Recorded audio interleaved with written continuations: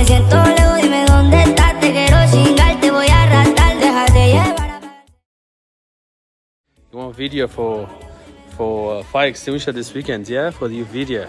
So this is your man. This is your man. See? Install it exactly how it need to be. Marking everything right, nice and level. Oh, 2 meters, 1.2. Fire extinguisher. Go. What are you doing? Smoking? No. Doing a module, this guy. Going harsh. Oh, boys.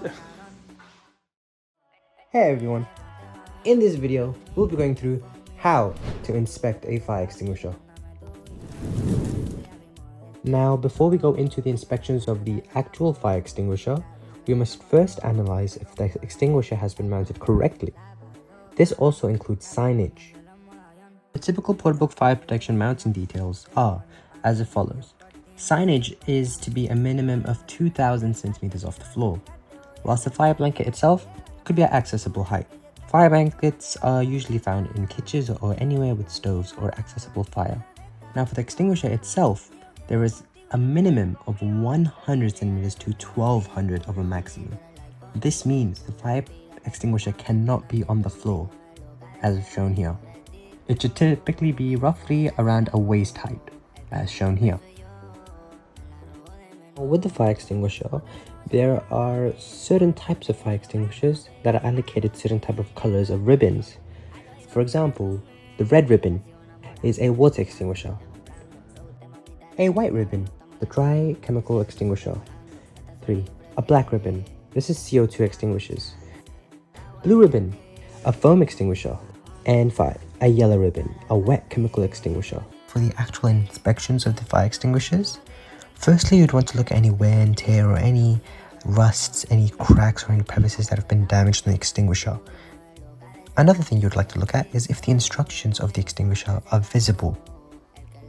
On all fire extinguishers, there is a date of manufacture. Now, the date of manufacture has to be changed every 4 years. This is when the fire extinguisher itself goes to get serviced again and sees if it is applicable for reuse. One thing about fire extinguishers, they have this pin. This pin must be locked firmly inside the hole represented, as well as to be sealed with a plastic seal pin. This is part of the inspection itself, whilst also making sure that your pressure gauges are in the right displaced green area. You have to make sure that the pin in the pressure gauge does not go into the red, because that does mean that it's an imbalance in pressure. Now you may also see this yellow tag. This yellow tag is there for service dates. What you want to do is you want to punch certain numbers 1 to 5 into this service date tag.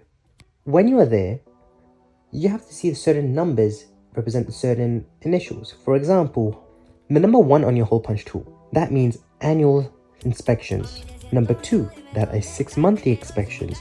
3 is monthly inspections.